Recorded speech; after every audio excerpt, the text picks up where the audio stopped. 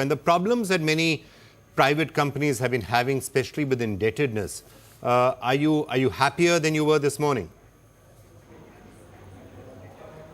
Yes, I think I agree with Sunil, and I think it's been a very good budget. I'm sure everybody will agree that the amount of focus and attention he put on infrastructure, no other sector carried so much attention.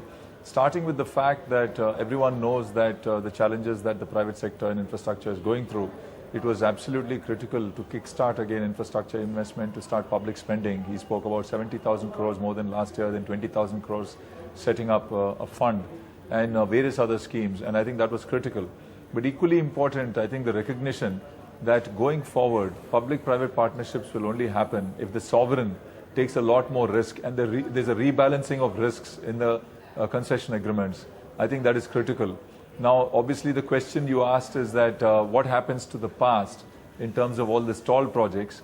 There are a lot of things that the government has already done, and we are hoping a lot more will be done to address project-by-project issues, to unlock the value of these projects so that as a country we benefit, because there's more than 4 to 5 lakh crores which is stuck.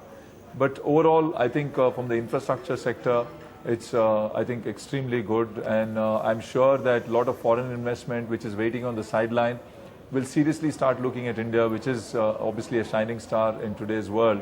But one has to look at the details, because today's investors, especially international investors, hurt in the past, have become very careful. While they're very keen to invest in India, they want to wait and watch and see what exactly happens on the ground. And then I think, it will be better.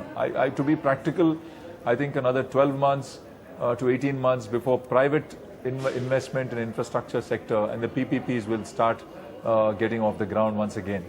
So you are saying they're going to wait and watch. What specifically, to your mind, will they be waiting and watching to see? How all of this rolls out, or are there any other announcements or policy steps that they are waiting for? Or have most of the important announcements now been made and they're waiting to see implementation on the ground? No, for example, if you take the National Investment and Infrastructure Fund, I think it's a fantastic idea. It's something we've been speaking about as to generate resources, especially debt, but more importantly, equity. If you see the amount of pension funds globally that's interested in India, there's trillions of dollars of pension funds.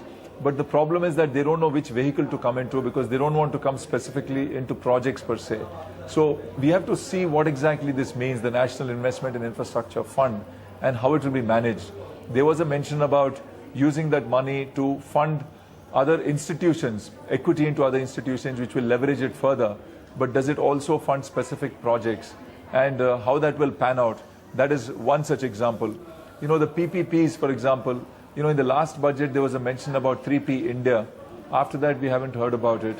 So this rebalancing of these risks, how will it happen? We've already seen recently that in the road sector there is a new annuity model which has taken away the traffic risk from developers. So things like that, I think we need to see more of that, and these are all for future projects. But I think what I want to see also, especially foreign investors, what happens to the past projects? A simple example would be, for example, most of the projects which are in operations where investors are very keen to invest. Can private investors sell those projects because they are lock-in provisions? If we are allowed to do that, then we can recycle the capital. So there's lots of small things that need to happen.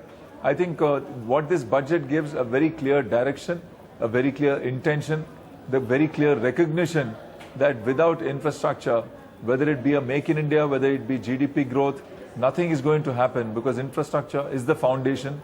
So I think the government's recognition is very clear. We have to obviously see how that will pan out into real action. And I'm quite confident it will, because, even in the last few months, we've been hearing a lot more noise in government about doing things more and more to clean up the past.